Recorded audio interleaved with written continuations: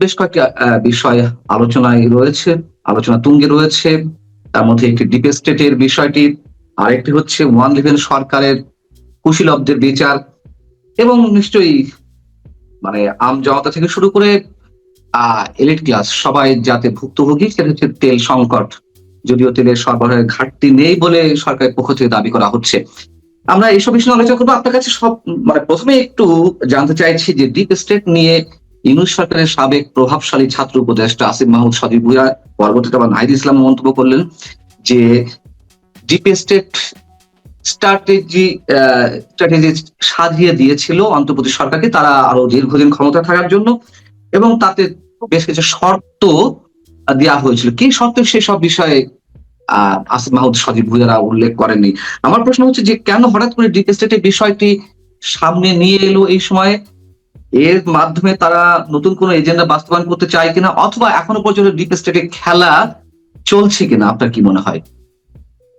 প্রথমত আমার কাছে মনে হচ্ছে ডিপ স্টেটের খেলাটা চলছে, এবং শেখ হাসিনার পতন, পরবর্তীতে 17 মাসের শাসন, এবং এখনো পর্যন্ত যে হঠাৎ করে একেবারে সারা বাংলাদেশকে সারপ্রাইজ দিয়ে প্রধানমন্ত্রী দেশে আসলেন, নির্বাচন হলো, ক্ষমতা গ্রহণ, এরপরে সংসদ চালু হওয়া, এইগুলো সবই এতটা ঝড়ের বেগে হয়েছে, মানে অবস্থা দৃষ্টি মনে হতে পারে যে এগুলো সবই দুর্ঘটনাবশত ঘটেছে, বাই অ্যাক্সিডেন্ট, অলৌকিকভাবে ঘটেছে, আল্লাহর পক্ষ থেকে একটার পর একটা যেভাবে ঘটে, অথবা একটা স্ক্রিপ্ট অনুযায়ী এই জিনিসগুলো ঘটেছে। এখন কোনটা যে সঠিক সেটা আমরা এই মুহূর্তে বলতে পারছি না। এগুলো এক। 2 নম্বর হলো যে যদি এখানে একটা সমঝোতা হয়ে থাকে, নিঃসন্দেহ তো পর্দার আড়ালে অনেকের সাথে অনেকের সমঝোতা হতে পারে, উই ক্যানট সে। তো সেই সমঝোতা যদি সরকারের সাথে বিরোধী দলের হয়, বা বিএনপির সাথে ডক্টর মোহাম্মদ ইউনূসের হয়, বিএনপির সাথে জামাতের হয়, অথবা ওই যে সংস্কার কমিশনে যে বহু বৈঠক হয়েছে প্রকাশ্যে গোপনে, এর মধ্যে তো নিঃসন্দেহে একটা সমঝোতা হয়েছে। এখন এই যে ক্ষমতায় বিএনপি হঠাৎ করে এলো, আসার পরে সম্ভবত আসিফ মোহাম্মদ সজীব ভুঁইয়া যারা আছে, দে আর ফ্রাস্ট্রেটেড। ফ্রাস্ট্রেটেড এই কারণে যে তাদের মধ্যে যে সমঝোতাগুলো হয়েছিল, সেই সমঝোতাগুলো সম্ভবত তারা তার কোনো ইঙ্গিত দেখতে পাচ্ছেন না, বরং এমন কিছু ঘটছে যেগুলো মনে হচ্ছে তারা বিপদের মধ্যে পড়ছেন। তখন এই যে সামনে ডিপ স্টেটের যে কথা, এটা এনে মূলত আসলে সরকারকে তারা একটা লাল কার্ড দেখাতে চাচ্ছে, এই যে, আর কিছু না। ডিপ স্টেটের খেলা এখনো পর্যন্ত চলছে, আপনিও মনে করেন, আমরা অনেকেই মনে করি। যেহেতু ডক্টর ইউনূস সরকার ক্ষমতা থেকে বিদায় নিলেও মানে তার ছায়া অনেকাংশেই রয়ে গেছে, তাই না? তার বড় বড় প্রমাণ তো ডক্টর খলিলুর রহমান, সাবেক নিরাপত্তা উপদেষ্টা, বর্তমান সময় পররাষ্ট্রমন্ত্রী, অথবা ডক্টর ইউনূস নিজেও নানান ভাবে খেলা খেলতে পারেন এরকম অনেকের ধারণা, তিনি প্রেসিডেন্ট হতে পারেন এরকম এখনো পর্যন্ত গুঞ্জন রয়েছে। এবং সর্বোপরি পশ্চিমাদের যেই নানান ধরনের এজেন্ডা সেগুলো বাস্তবায়নের চেষ্টা হতে পারে পর্দার পেছন থেকে। এবং আরো একটি সবচেয়ে বড় উদাহরণ হচ্ছে শুল্ক চুক্তি, যেটি থেকে মালয়েশিয়া বেরিয়ে এসেছে। আমরা এটি নিয়ে কোনো কথা বলছি না, তবে সরকারের পক্ষ থেকে তার জানানো হয়েছে, পররাষ্ট্র প্রতিমন্ত্রী জানিয়েছেন যে শুল্ক চুক্তি বাস্তবায়নের উদ্যোগ নেবে সরকার। সবকিছু মিলিয়ে ডক্টর ইউনূসের ছায়া এখনো কতখানি? আমরা জানি যে পশ্চিমাদের এজেন্ট হয়ে তিনি এসেছিলেন, তাদের প্রতিনিধি হয়ে তিনি কাজ করছিলেন। সেই জায়গা থেকে আপনি কি মনে করছেন? প্রথমত ডক্টর মোহাম্মদ ইউনূসের যে বডি ল্যাঙ্গুয়েজ, তার মুভমেন্ট, তার চলাফেরা, সবকিছু দেখে মনে হচ্ছে যে তিনি হতাশ নন, তিনি আশাবাদী। তিনি বিদেশে যাচ্ছেন, কথা বলছেন, এমনকি প্রধানমন্ত্রীর সঙ্গে দেখা করছেন, তারপর পার্লামেন্টে যাচ্ছেন। আপনি যদি মনোবিজ্ঞানের ভাষায় দেখেন তাহলে মনে হবে যে তিনি যথেষ্ট আত্মবিশ্বাসী। এটা আমার কাছে ব্যক্তিগত ভাবে মনে হচ্ছে। কেন আত্মবিশ্বাসী, কি মানে কি কারণে আত্মবিশ্বাসী সেটা তিনি বলতে পারবেন, আর তার সঙ্গে যার সমঝোতা তা দ্বারা হয়েছে। এখানে 3টি গ্রুপ আছে। একটা গ্রুপ হলো ডক্টর মোহাম্মদ ইউনূসের সঙ্গে যারা সরাসরি ছিলেন, A team, B team, D team, তাদের অনেকেই এই সরকারের কর্তা ব্যক্তিতে পরিণত হয়েছেন। এরা প্রেস মিডিয়াতে আছে, প্রেস উইংয়ে আছে, পররাষ্ট্র মন্ত্রণালয় আছে, এবং সরকারের অন্যান্য বিভাগে আছে, যারা মূলত একটি বিশেষ যে গ্রুপ, পত্রিকা গ্রুপ, তাদের বাই প্রোডাক্ট, ডক্টর মোহাম্মদ ইউনূসের বাই প্রোডাক্ট, গ্রামীণ ব্যাংকের বাই প্রোডাক্ট, ওয়েস্টার্ন যে কান্ট্রি তাদের বাই প্রোডাক্ট, তারা এই সরকারের সঙ্গে আছে।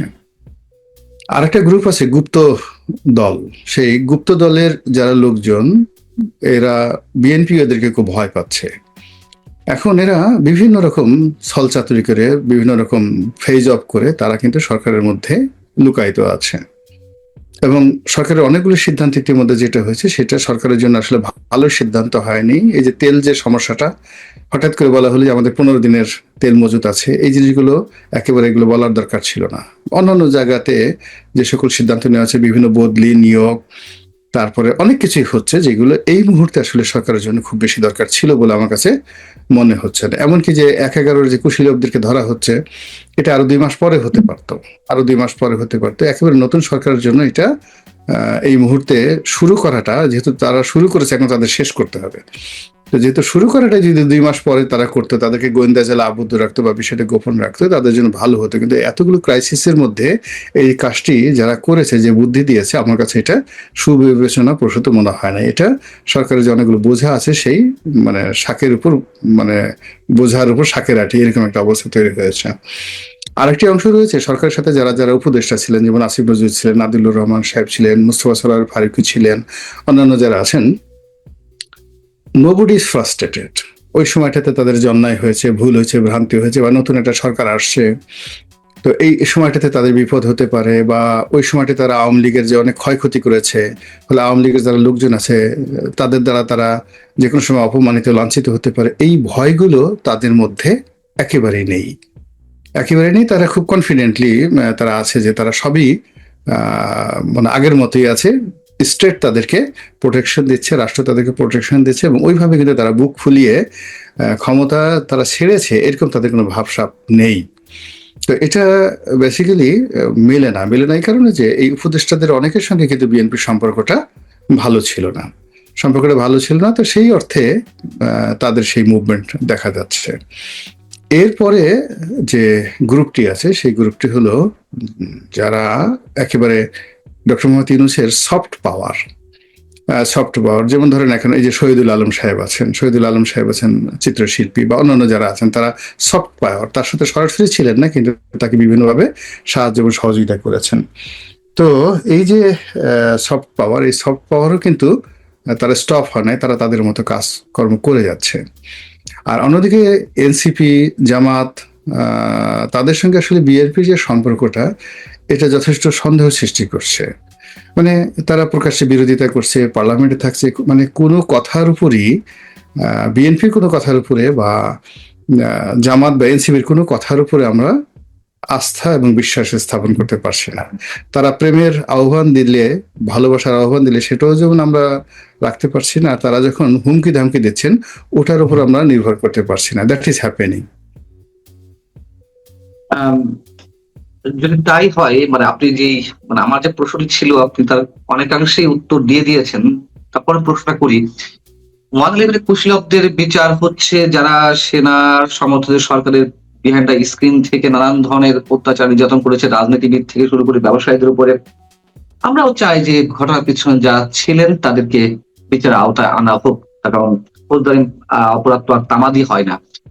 এবং আমাদের আজকের প্রধানমন্ত্রী তারেক রহমান তখন নির্যাতনের শিকার হয়েছিলেন।